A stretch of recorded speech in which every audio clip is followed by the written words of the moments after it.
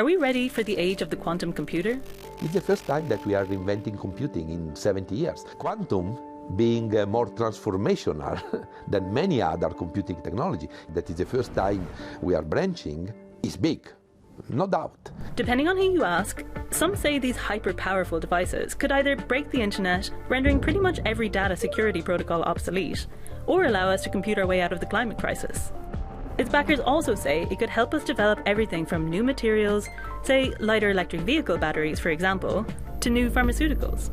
And while it might sound a little fantastical, tech giants like IBM, Google, Amazon and Microsoft are betting big on a quantum future, and are already hard at work building these new wonder machines.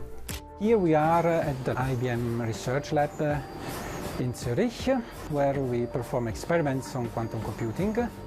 So how exactly will quantum revolutionize computing? For starters, think of all the devices that we have today. From the smartphones in our pockets to our most powerful supercomputers. These operate and have always operated on the same principle of binary code. Essentially, our computers use tiny transistors operating as on-off switches to give two possible values, 0 or 1, or bits as they're called, short for binary digits.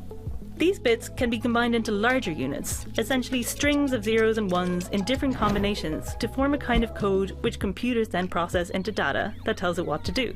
Display a video, show a Facebook post, let you type an email, play an MP3. All of these digital assets are essentially long strings of encoded bits. But quantum computers? They're a whole other ballgame. These systems rely not on binary code, but rather exploit the properties of quantum mechanics. The field of science focusing on the physical properties of nature at the scale of atoms and subatomic particles. So, say goodbye to bits and enter stage left, the qubit, the basic unit of information in a quantum computer. The qubit, in principle, is a two-level system that enables to store quantum information.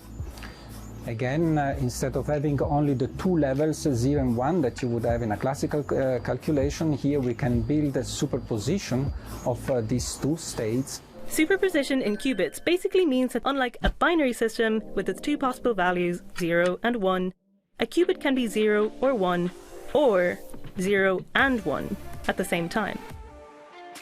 And if you can't wrap your head around that, think of it this way. A coin has two faces, heads or tails. But if you spin it, or flip it, in a way it is both heads and tails at the same time while flipping or spinning, until it lands and you can measure it. And for computing, what that means is that instead of encoding information in zeros and ones, you have an exponentially larger amount of states in which to encode data. This makes quantum computers exponentially more powerful than traditional binary code computers. So you understand that when you put together many qubits and you have structure that can get at the same time all values between 0 and 1, naturally you can eventually store much more information. In an admittedly simplified nutshell, that's how quantum computers work. So why do we need quantum computers? Quantum computer is going to make much easier the simulation of the physical world.